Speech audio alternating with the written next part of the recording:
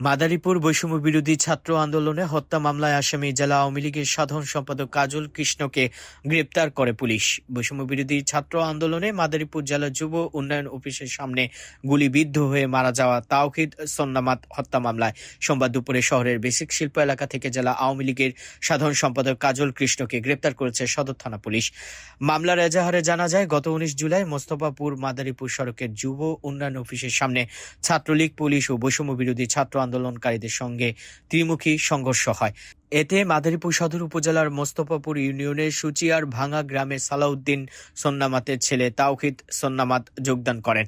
এই সময় পুলিশ ও ছাত্রলীগের গুলিতে নিহত হন তাওহিদ সোন্নামাত। পরে রাতেই পারিবারিক কবরস্থানে তাকে দাফন করা হয়। শেখ হাসিনা সরকার ক্ষমতায় থাকাকালীন এই ঘটনা ঘটে। ওই সময় এই বিষয় নিয়ে কথা বলতে ভয় পেতেন তারা। পরে শেখ হাসিনা সরকারের পতনের পর এই ঘটনায় জেলা ছাত্র দলের সদস্য সচিব কামরুল হাসান বাদী হয়ে সদর মডেল থানায় একটি হত্যা মামলা দায়ের করেন।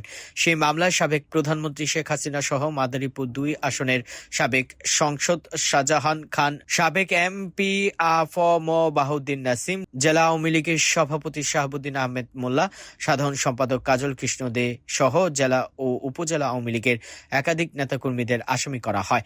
সেই হত্যা মামলায় সোমবার 9 ডিসেম্বর দুপুরে জেলা আওয়ামী লীগের সাধারণ সম্পাদক কাজল কৃষ্ণকে গ্রেপ্তার করেছে মাদারীপুর সদর থানা পুলিশ।